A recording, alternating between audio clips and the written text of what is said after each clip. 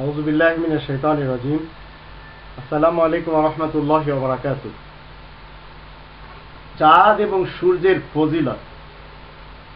ধর্মজগতে চাঁদ এবং সূর্যের ফজিলত নিয়ে কত যে কথা রয়েছে, সেগুলি প্রমাণ করার জন্য বিভিন্ন গ্রন্থ এবং বিভিন্ন খুতবা, বিভিন্ন বই, বিভিন্ন পুঁথি তৈরি করা হয়েছে।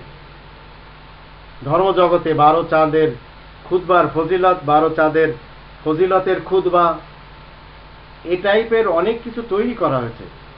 আসলে কি চাঁদের এবং সূর্যের কোনো ফজিলত আল্লাহ বয়ান করেছেন এই কোরআনের ভিতরে? চাঁদ এবং সূর্যের আসল উদ্দেশ্য কি, সেগুলি আমরা যদি কোরআনে দেখি, তাহলে কোরআন থেকে আমরা দেখতে পাই, কোরআনে আল্লাহ বলছেন যে হজের সিজনকে জানার জন্য এবং মানুষের পথ চলার জন্য এই তারকারাজি, আবার মানুষের উপকারের জন্য সব কিছু তৈরি করেছেন।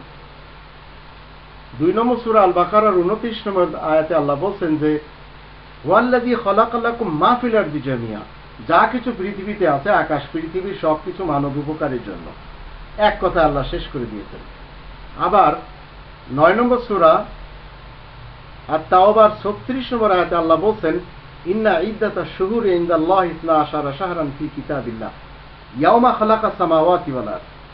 আল্লাহ বলছেন যে এই কথাটি সত্য কথা যে বছরের একটি বছর 12টি মাসে হয়, এই গণনাটি আল্লাহ তাআলা শুরু দিন থেকে স্থির করেছেন, যেদিন আকাশ পৃথিবী আল্লাহ তৈরি করেছেন। সিয়াসিত্তা মান্যকারীরা আজ পৃথিবীতে দিনের ফজিলত, মাসের ফজিলত, চন্দ্রের ফজিলত, আমলের ফজিলত এই সব লিখে তারা মানব সমাজের মাঝে গ্রন্থগুলি, বইগুলি, পুঁথিগুলি ছড়িয়ে ছিটিয়ে দিয়েছে, যার কারণে আজ অনেকেই এই কোরআনের কাছে আসতে পারছে না। 12 চাঁদের ফজিলত যদি আপনি পড়তে যান তো আপনার লাগবে 2 মাস, যদি বুঝে পড়তে যান। শুক্রবারের ফজিলত যদি আপনি জানতে চান লাগবে আপনার 15 দিন। শবে বরাতের ফজিলতের বই যদি পড়তে চান আপনার লাগবে 1 সপ্তাহ। 12 রবিউল আউয়ালের ফজিলত নিয়ে যে সমস্ত পুঁথি, বই, গ্রন্থ লেখা হয়েছে, আপনার জীবন শেষ হয়ে যাবে পড়তে, বিভিন্ন ভাষায় যারা লিখেছেন। কিন্তু আমরা যদি আরেকটি দিক দেখি, বৈজ্ঞানিক উলামাগণ তারা রকেট তৈরি করছেন, তারা চাঁদে যাচ্ছেন, তারা চাঁদের ফজিলত বয়ান করছেন না। তারা শবে বরাতের ফজিলত বয়ান করা তো দূরের কথা, শবে বরাতের দিন রোজা না রেখে তারা রমাদানের রোজার কথা মানুষের সামনে তুলে ধরছেন।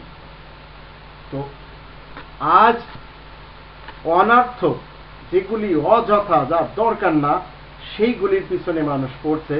কোরআন যেগুলির কথা বলছে সেগুলি নিয়ে কেউ মাথা ঘামাচ্ছে না, কিন্তু যেগুলি আমাদের জীবনে দরকার নেই তার পিছনে সত্যি সবাই পড়ে গেছে। আপনি রকেট তৈরি করতে পারছেন না, কিন্তু রকেট যারা তৈরি করছে তাদের বিরুদ্ধে আপনি ফতোয়া দিচ্ছেন। আপনি প্লেন তৈরি করতে পারতেছেন না, যারা প্লেন তৈরি করছে তাদের বিরুদ্ধে ফতোয়া দিচ্ছেন।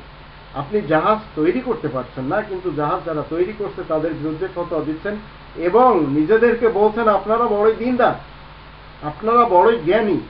তো কোরআন আল্লাহ তাআলা আপনাদেরকে জ্ঞানী বলে না। প্রকৃত যে উলামা, তারা সৃষ্টির উপর গবেষণা করে, সৃষ্টি জীব নিয়ে তারা কথা বলে, সৃষ্টি জীবকে তারা সুখে রাখার জন্য বিভিন্ন উপকরণ তৈরি করে।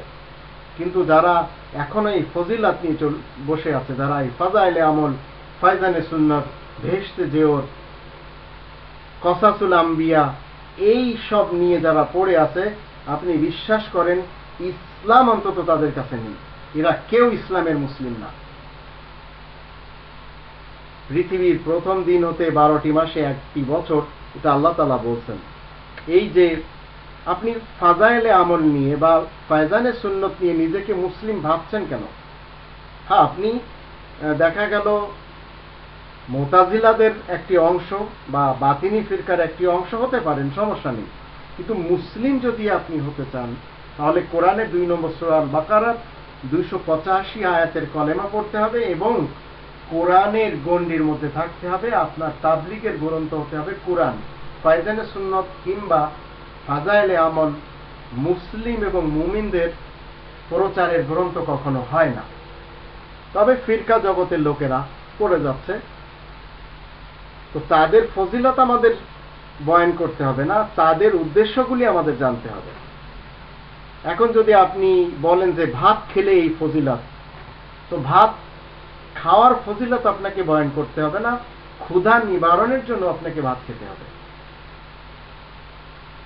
এসব উসুল কোরআন আপনার এবং আমাকে দেয় যদি আপনি এবং আমি নিতে জানি। যদি কোরআন ছেড়ে বিভিন্ন মনীষীদের গ্রন্থের পিছনে আমরা পড়ে যাই, তাহলে সেই গ্রন্থগুলির জ্ঞান আমরা জীবনে অর্জন করতে পারবো, কিন্তু কোরআনের জ্ঞান আমাদের জীবন থেকে ছুটে যাবে। চিন্তা করে দেখুন।